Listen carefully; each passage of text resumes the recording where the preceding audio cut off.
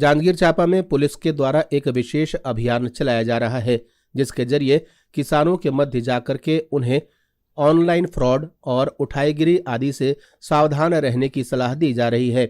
बता दें कि अभी धान खरीदी का समय चल रहा है और किसानों के खातों में पैसे आ रहे हैं।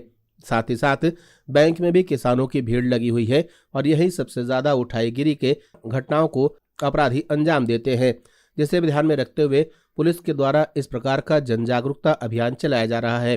पुलिस धान खरीदी सोसाइटी में जाकर के भी किसानों को आगाह कर रही है कि वह किसी भी अधिक लाभ के बहकावे में आकर ऑनलाइन चीजों की खरीदी बिक्री में भी सावधानी बरतें।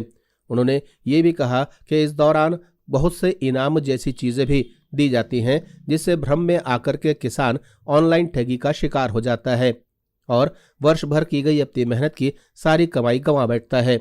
इसलिए किसान को इस वक्त ज्यादा सावधान रहने की जरूरत है।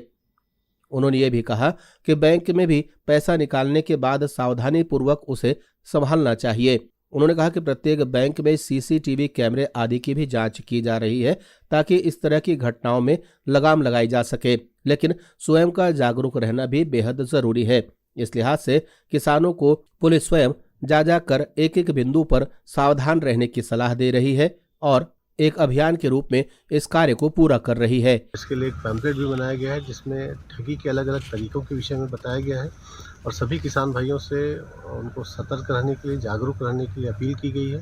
साथ ही जो साइबर फ्रॉड है, क्योंकि अब किसानों का पैसा पूरा बैंक में आता है और ये एक अच्छा अवसर रहता है साइबर फ्रॉड वालों के लिए भी। वो अलग अलग तरह का प्रलोभन दे के उनकी रकम की ठगी कर लेते हैं, तो इसके लिए भी एक विशेष अभियान चलाया जा रहा है और उनको इसके विषय में अवगत कराया जा रहा है। उनको जो सावधानियां बरतनी है, जैसे अपना अकाउंट नंबर नहीं बताने के विषय में, अपना सीवीवी नंबर नहीं बताने के विषय में, अपना एक्सपायरी डेट, डेबिट कार्ड का एक्सपायरी डेट नहीं बताने के लिए, तो इन सब विषय में जागरूक किया जा रहा है। ब्यूरो रिपोर्ट, जनता से रिश्ता।